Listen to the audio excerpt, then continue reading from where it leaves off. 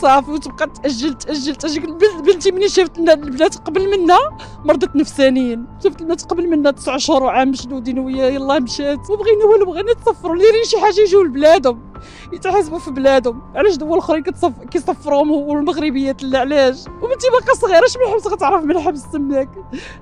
المعاناه اللي ما عمرها ما شافتها كتشوفها تماك.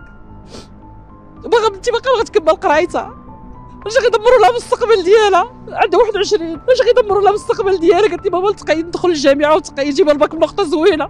حنا عافاك والبنت يلاه مشات في العيد، مشات غير سياحه عاوتاني داو. ما كنتمناو من جلاله الملك يطلقهم ويصفرهم هنايا. البنت باقا صغيره قصيره عندها 19 عام، مشات يلاه في العيد يلاه بغات تمشي مسكينه تدبر على راسها تخدم وشدوها. يلاه مشات في العيد ما كاملاش شي يومين و3 ايام داوها. دازت شي سيمانه وهي مشدوده، عاد تواصلت معنا قالت لنا راه شادني، يلاه خرجت غير للزنقه بحال هكا تسخر وما يديوه. ما كيدوزوها غير مره واحده صافي واجلوها.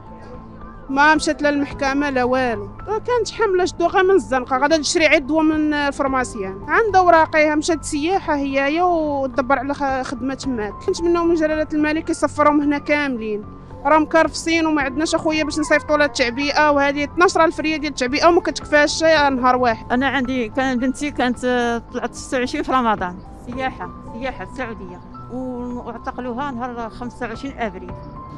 25 ابريل اعتقلوها، ثم ما عرفتش الخبر، كنصونوا عليها ما كتطلب ما والو، عاودتها صونت هي كطمح مشدوده، خلات جوج وليدات، وحده عندها عامين بقى صغيره، وحده عنده 8 سنين، ومات له واحد عنده 3 سنين بالسرطان. قالت لهم انا كنت جالسه، قالت لكم ما درت والو، شفتوني على الباط ما دايره حتى حاجه. وحنا مزاوقين في سيدنا يطلق سراح البنات هادو، رحنا كنتعذبوا ورحنا ما عندنا لا عواشر ما عندنا لا عيد، وراه خلات الاولاد ولا خلات الوليدات باقيين صغار وامها مريضه بالسياطيك. دايرين حمله اخاي المغربيه تجمعوهم داوهم.